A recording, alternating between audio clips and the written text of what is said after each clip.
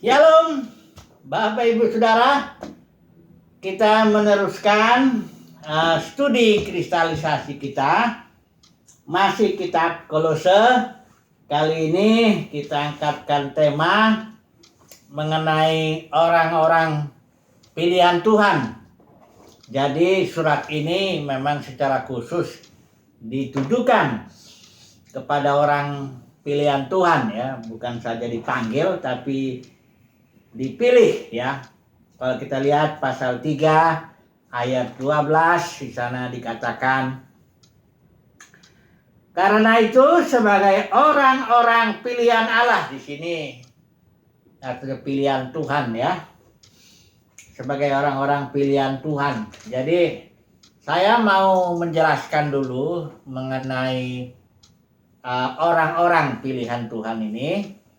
Sebagaimana kita tahu bahwa kita dipilih semata-mata karena itu kehendak Tuhan, kehendak Bapa, dan kalau istilah Calvin itu unconditional election, pilihan yang tak terkondisi. Artinya bukan karena kondisi kita, bukan karena kebaikan kita, bukan karena kita ini layak, ya, tapi semata-mata karena Tuhan mau memilih kita, ya. Nah, kita sudah tahu, ini apa yang akan terjadi nih kepada orang-orang pilihan Tuhan ini, ya. Itu yang akan kita pelajari hari ini. Karena begini, ini seluruh yang terjadi kepada orang-orang pilihan Tuhan akibat pekerjaan Kristus itu semuanya telah selesai. Dan itu sebabnya di kayu salib Yesus mengatakan it is finished, atau tetelestai, istilah Yunani itu artinya completely complete, perfectly perfect. Jadi udah sempurna, ya, sudah selesai, ya, dan tidak ada yang perlu ditambahkan lagi dalam hal apa yang diperbuat Kristus bagi orang-orang pilihan Tuhan ini. Mari kita melihat dulu yang pertama ini, apa yang terjadi kepada orang pilihan Tuhan itu. Yang pertama, diperdamaikan, ya. Diperdamaikan, pasal 1 ayat 22 dikatakan di sini, sekarang diperdamaikannya. Dahulu kita jauh dari Tuhan dan memusuhi Tuhan dalam hati dan pikiran, tapi sekarang diperdamaikannya di dalam tubuh jasmani Kristus oleh kematiannya, untuk menempatkan kamu kudus dan tak bercela dan tak bercacat. Jadi saudara dan saya sebagai orang pilihan Tuhan sudah diperdamaikan, dalam arti kita sudah ditempatkan sebagai orang kudus dan tak bercela, tak bercacat. Ingat itu, ya. Ini bukan karena perbuatan kita, itu memang karena ini, makanya istilahnya diperdamaikan.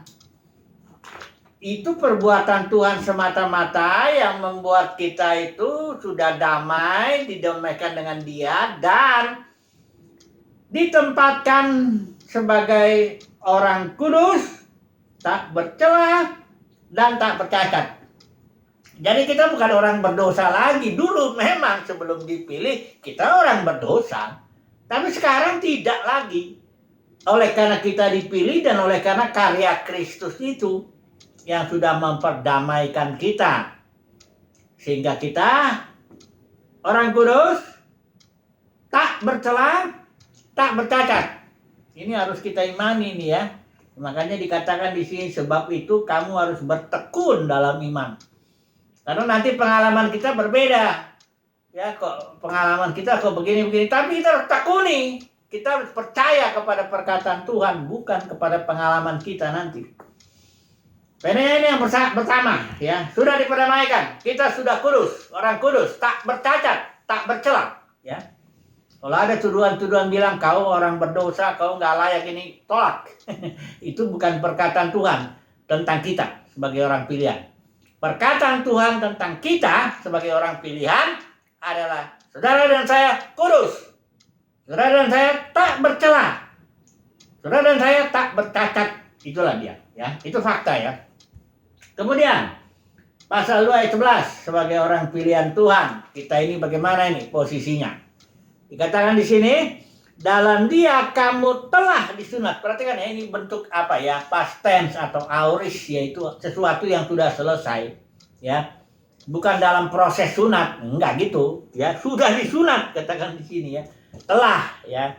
Apa sih artinya disunat di sini? Ini artinya sunat Kristus ya, bukan sunat jasmani, tapi sunat Kristus dalam arti penanggalan akan tubuh yang berdosa. Maksudnya gini, kekuatan, karena dosa itu ada dalam tubuh kita, makanya tubuh kita ini mati, tubuh jasmani ini matinya karena dosa. Tapi kekuatan dosa itu bisa memakai tubuh kita menjadi hawa nafsu tubuh yang membuat kita jatuh dalam berbagai-bagai perbuatan dosa dengan tubuh ini. Nah, itu dikatakan di sini sudah ditanggalkan tubuh yang memiliki power.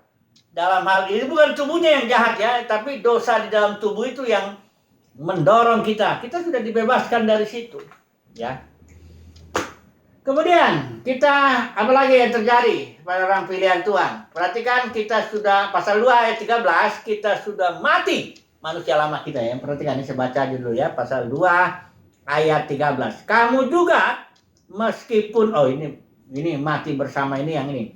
Ayat 20, pasal 320 ya. Pasal 2 ayat 20.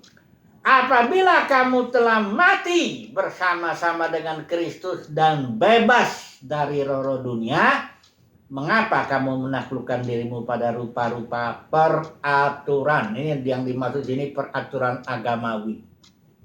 Dikatakan sini bahwa kita sudah mati bersama dengan Kristus dan efeknya satu, bebas dari roh-roh dunia. Ini maksudnya kita enggak, roh-roh dunia itu enggak ada hak lagi ya atas kita. Dan karenanya jangan mau kita menaklukkan diri atau diperbudak oleh rupa-rupa peraturan agamawi. Nanti saya mau bicara peraturan agamawi apa yang berlaku dalam dunia kekristenan saat ini yang memperbudak ya. Sudah tahu peraturan agama itu istilahnya berasal dari istilah Latin religare. Re itu diulang, ligare itu diikat atau ditambatkan seperti kapal tuh dengan jangkarnya. Dari kata religare itu datanglah kata religion bahasa Inggris, dan itulah akhirnya agama. Jadi agama itu suatu aturan tata cara mengikat orang, ini baik, ini jahat, ini baik, ini jahat. Itu aturan ya, seperti itu. Dikatakan di sini kita sudah bebas karena kita sudah mati bersama dengan Kristus. Ya, orang mati nggak bisa lagi diatur toh. Kemudian bukan hanya mati, kita juga bangkit. Ya, dikatakan di sini pasal 13 ya, ayat 2 ini, pasal 2 ini ayat 13. Kamu juga meskipun dahulu sudah mati oleh pelanggaranmu dan karena tidak disunat secara lahir telah dihidupkan, dibangkitkan ya. Atau di ayat pasal 3 ini 1, karena itu kalau kamu dibangkitkan bersama dengan Kristus, carilah perkara yang di atas di mana Kristus ada duduk di sebelah kanan Bapa. Jadi kita ini sebenarnya juga sudah didudukan bersama-sama dengan Kristus. Kalau surat Efesus itu, saudara dan saya sudah didudukan bersama-sama dengan Kristus di sorga detik ini. Jangan dulu tunggu mati masuk sorga, itu enggak ada itu. Itu kan perkataan-perkataan manusia itu, mati masuk sorga. Enggak, kita bilang saat ini kita sebagai orang pilihan Tuhan sudah mati dan dibangkitkan, duduk di sebelah kanan Bapa. Hanya belum dinyatakan aja keadaan kita di dalam Kristus itu. Tapi nanti di akhir zaman kita akan dinyatakan juga. Ya, akibatnya kalau sudah ini ya pikirkan perkara yang di atas ya. Jangan lagi pusing dengan pikiran-pikiran yang di bumi ini. Jangan salah ya, bukan berarti tidak harus mikir-mikir tentang keluarga, tentang pekerjaan, tentang bisnis, bukan itu. Tapi jangan stres, gelisah, takut, bimbang, ragu karena perkara-perkara di bumi. Kenapa? Karena kita sudah duduk sebelah kanan Bapa di sana, kita memikirkan perkara-perkara surgawi. Itu maksudnya. Kemudian kita sudah naik bersama dengan Kristus, naik ya itulah tadi, didudukan ya bersama-sama dengan Kristus. Ini yang terjadi kepada Umat pilihan Tuhan, orang pilihan Tuhan. Kita hanya tinggal percaya saja, karena ini kita tidak harus berbuat sesuatu untuk mati bersama Kristus. Kita tidak harus berbuat sesuatu untuk bangkit bersama Kristus. Makanya istilahnya pasif ya, diperdamaikan ya. Mati bersama juga gitu. Bangkitkan juga dibangkitkan. Jadi itu semua pekerjaan Tuhan. Pekerjaan Roh Kudus itu yang melakukan itu dalam kehidupan kita sebagai orang pilihan Tuhan. Dan tiap proses sudah lewat, sudah selesai. It is finished. Tetelestai. Jangan dibilang saya sedang proses mati. Enggak. Manusia lama kita telah turut disalibkan. Itu Roma 6 bilang. Jadi tidak ada proses-prosesan di sini. Ya ada waktunya kita bicara proses. Tapi di sini apa yang terjadi kepada umat pilihan Tuhan, karya Kristus itu tidak lagi proses, sudah selesai. It is finished. Kita sudah mati bersama Kristus. Manusia lama kita telah turut disalibkan bersama Kristus. Bahkan dikira surat hutang kita sudah disalib di paku itu. Sudah semua selesai lah. Jangan lagi, kita tinggal percaya kepada apa kata firman Tuhan. Firman Tuhan bilang kita sudah selesai, udah kita orang kudus. Jangan lagi bilang kalau dalam berdoa kan sering kita bilang aku ini orang berdosa, aku orang lemah. Itu menghina firman Tuhan. Karena firman Tuhan bilang kita bukan lagi orang berdosa, kita bukan lagi orang lemah begitu. Ya orang hina. Enggak. Itu udah dibilang Alkitab tadi kita baca. Sudah dikuduskan, diperdamaikan, tak bercela, tak bercacat di hadapannya, begitu ya. Nah, hanya kita di sini diminta bertekunlah dalam iman ya. Jangan mau lagi diperbudak oleh peraturan-peraturan agamawi ya. Konteksnya di sini peraturan-peraturan agamawi. Ini ada orang-orang yang mau menjebak umat pilihan Tuhan ini, jangan ajak filsafat ya. Pasal 2 ayat 8, hati-hatilah supaya jangan ada yang menawan kamu dengan filsafatnya yang kosong dan palsu menurut ajaran turun-temurun. Menurut ajaran turun-temurun itu tradisi dan roh-roh dunia ya. Nanti kita harus ada aplikasinya ya. Ini sedikit saya sedang mau dalam aplikasi dalam dunia kekristenan saya mau mengomentari. Ada sedikit tulisan ini. Nah jadi intinya saudara saya sebagai orang pilihan Tuhan sudah beres. It is finished. Kita sudah mati bersama Kristus. Dosa-dosa kita dihapuskan. Kita sudah tak bercela sebagai orang kudus, tak bercacat di hadapannya. Kita sudah dibangkitkan, sudah duduk sebelah kanan Bapa. Hanya tinggal nanti dinyatakan di akhir zaman. Jadi sudah beres ya. Bertekun dalam iman ya, karena nanti dalam pengalaman bahkan dalam dunia kekristenan kita dijebak oleh banyak peraturan-peraturan agamawi. Ya yang paling populer peraturan agamawi itu ya peraturan perpuluhan itulah yang paling populer. Kau bayar 10 ya. Kalau tidak kau mencuri uang Tuhan. Nah itu peraturan itu. Nah ini peraturannya itu kan dari Maleakhi 3 ayat 10 itu ya. Nah ini peraturan denominasi itu kalau saya bilangnya ya, bukan peraturan Tuhan, peraturan denominasi umumnya begitu. Buah sulung, kau bayar itu buah sulung ya. Gaji pertama dari tiap bulan Januari ya dalam setahun dan sebagainya. Nah ini adalah peraturan lagi satu yang mau saya komentari ya. Ini saya sebut aja lah namanya ya.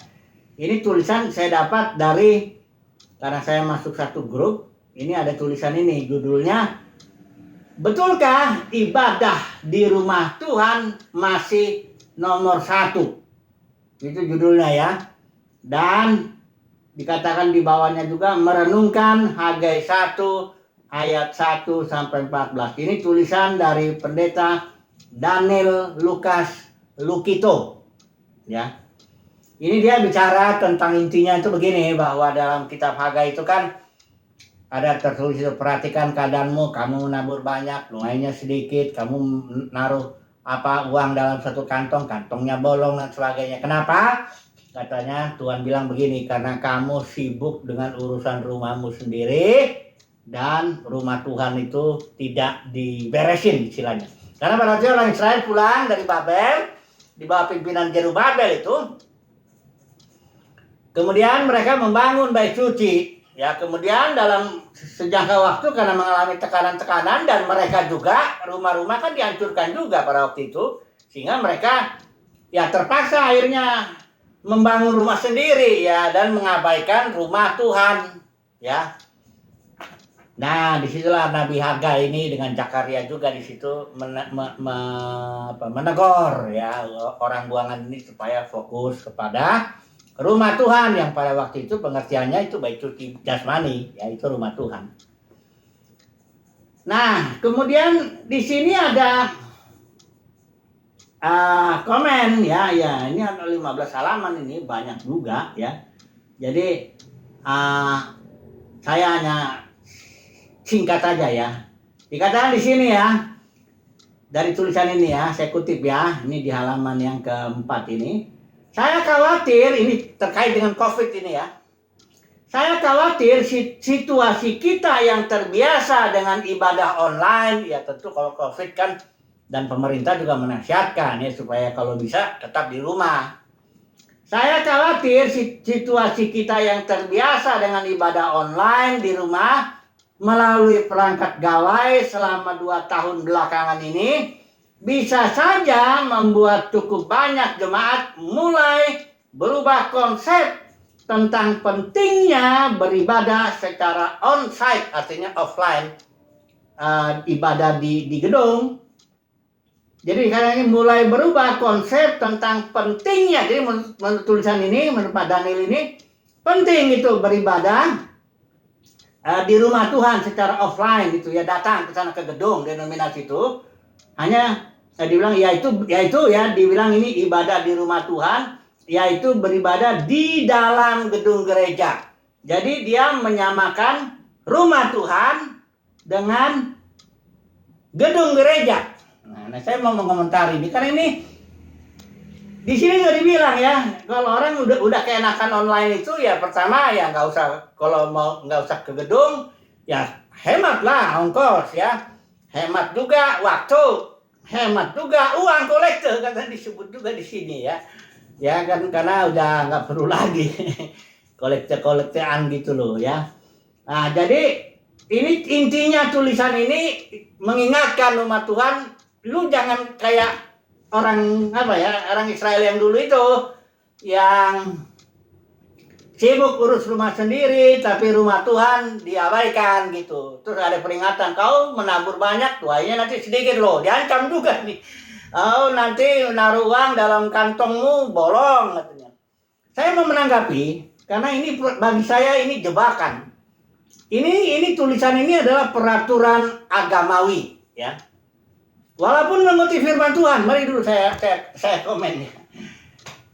Kitab Hagai itu, saudaraku ya, kalau menafsirkan firman Tuhan tuh harus tahu konteksnya.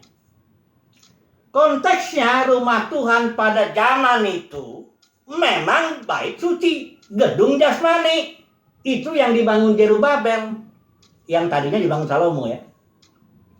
Konteksnya rumah Tuhan itu memang itu, tapi kalau sekarang, karena di dalam sekarang ini kan ini zaman perjanjian baru tuh zaman reality, apa adanya sesuatu. Kalau zaman perjanjian lama kan domba yang disembelih itu kan simbol. Disinilah Kristus sebagai realitanya. Dalam perjanjian lama itu kerajaan Daud itu kan simbol.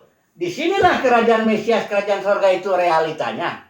Di dalam perjanjian lama itu kan rumah Tuhan ini itu gedung ya. Di sini rumah Tuhan itu gereja orang. Ya rumah Tuhan itu adalah kita. Ya, karena kenapa? Karena Tuhan berdiam dalam kita, rohnya. Kita adalah baitnya. Dulu bait suci itu di zaman Hagai ya memang gedung. Tapi sekarang baitnya itu adalah kita. Ya. Kemudian dulu itu Yesus bicara sama perempuan Samaria toh. Orang perempuan Samaria konsepnya perjanjian lama. Dia bilang gini, orang Samaria, perempuan Samaria itu bilang sama Yesus ini. Itu Yohanes 4 ya. Dia bilang begini kan, kamu bilang ibadah mesti di Yerusalem. Kami dia orang-orang Samaria tuh di Gunung Gerizim. Terus Yesus bilang, nah, ada saatnya dan sudah tiba bahwa orang beribadah bukan di gunung ini atau bukan di Gerizim, bukan juga di Yerusalem, tapi di dalam roh dan dalam realita. Kebenaran itu reality ya. Jadi tafsiran daripada Pak ini siapa ya? Daniel Lukito ini ya. Ini penafsiran tanpa konteks. Dia pengertian rumah Tuhan itu gedung denominasi. Ini kacau sekali ya. Saya tahu ini motivasinya apa, untuk kenapa umat Tuhan jadi kayaknya ditarik lagi supaya penting kok ibadah di dalam gedung itu. Penting kok ibadah dalam rumah Tuhan dalam pengertian gedung itu. Saudaraku, ini kacau sekali. Saudaraku, gereja mula-mula itu tidak punya gedung. Tidak ada gedung-gedung itu 200 tahun setelah itu baru ada mulai dibangun. Ya, ketika gereja kekristenan sudah mulai merosot ya. Jadi nggak ada perintah di Alkitab ini untuk datang ke gedung denominasi itu untuk ibadah on-site itu istilah. Nggak ada peraturan untuk perpuluhan, nggak ada peraturan untuk buah sulung. Banyak peraturan, bahkan ibadah peraturan hari Minggu suruh datang. Dari mana itu peraturan itu? Nggak ada. Ya, ibadah itu harus dalam roh dan kebenaran. Artinya ibadah itu adalah perbuatan sehari-hari yang dipimpin Roh Kudus. Entah seorang itu bekerja atau sebagai rumah tangga, bapak rumah tangga, bekerja di pabrik, di sekolah dan apa sebagainya. Ibadah itu dalam saat ini kondisi sekarang ibadah roh, dalam roh dan kebenaran itu bukan lagi simbol ya, udah realitanya. Ibadah itu adalah kehidupan sehari-hari yang dipimpin oleh Roh Kudus. Itu ibadah. Bukan lagi zaman Hagai. Hagai itu ibadahnya memang mesti di Yerusalem, di tempat bait suci itu, karena Tuhan menaruh namanya di situ. Tapi sekarang nama Tuhan, barang siapa 2-3 orang berkumpul dalam namaku, karena memang bait sucinya orang. Jadi ini tulisan ini, saya sih ngerti kenapa ditulis begini. Karena para pemimpin denominasi itu kan butuh uang, butuh orang. Ya toh? Kan Paulus sendiri udah bilang, kan karena dulu kejatuhan gereja itu apa penyebabnya? Di antara kamu para pemimpin, ada beberapa orang dengan ajaran palsu. Bagi saya ini ajaran palsu ini. Palsu itu mirip dia. Ngambil dari perjanjian lama ayatnya, diterapkan ke sini. Ya. Tapi maksudnya jelas, ajaran palsu dengan ajaran palsu berusaha menarik murid-murid dari jalan yang benar. Jalan yang benar apa? Jalan yang dipimpin roh itu ditarik masuk menjadi jalan yang mengikuti aturan-aturan agamawi. Ini saya nggak kenal ya, Pendeta Daniel Lukito. Semoga beliau mendengar dan mempertimbangkan pendapat saya ini. Kalau nggak dipertimbangkan juga nggak apa-apa. Yang penting saya menyampaikan apa adanya kebenaran yang saya pahami. Saya yakin ini bukan cuma pandangan Pak Daniel Lukito saja. Tidak. Saya yakin ini hampir semua pemimpin denominasi, karena ada satu kepentingan, 1-2 hal itu, dia akan bicara seperti ini dengan mengutip kitab Hagai, menerapkannya langsung ke dalam kondisi saat ini, menganggap rumah Tuhan itu adalah gedung denominasi dan penting beribadah ke sana walaupun ada COVID, yang Mr. COVID. Tahu nggak saudaraku? Ini pandangan saya. COVID itu alat Tuhan itu. COVID itu jangan diusir, ditangking, di apa semua, jangan. Itu tangan Tuhan itu, agar umat Tuhan dibebaskan dari perbudakan peraturan agamawi, agar umat Tuhan itu terbuka matanya, beribadah dalam roh dan kebenaran. Itu tujuannya. Ya. Jangan ditangking-tangking lah ya. Jangan juga apa, tapi terserah lah ya, ini kan pandangan saya saja ya. Tapi saya harus menyampaikannya, karena ini kan Pak Daniel Lukito ini juga sudah menyampaikannya di depan umum begitu kan. Jadi wajar kalau saya juga menanggapi. Saya pun tidak apa-apa kalau pandangan saya ini dikomentari secara luas itu tidak apa-apa, karena memang itulah dia apanya ya. Ada yang bilang kan kalau menegur tuh atau kalau beda pandangan ya ngomonglah berdua, ya nggak bisa. Wong dia sudah ngomong di depan umum, ya kita juga ngomong di depan umum juga. Jadi itulah ya, kita bilang jangan kamu mau diperbudak lagi. Ingat, orang pilihan Tuhan tuh sudah mati bersama dengan Kristus, bebas dari roh dunia, bebas dari segala peraturan agamawi. Kita sudah orang kudus, kita orang tebusan, kita sudah tidak bercela. Pertahankanlah itu, ya. Bertekun dalam iman dan ekspresikanlah ibadah kita dalam kehidupan sehari-hari yang dipimpin Roh Kudus, gitu. Ya. Jadi kesimpulannya sebagai orang pilihan Tuhan, ya marilah kita beribadah dalam roh dan kebenaran. Oke. Haleluya. Amin.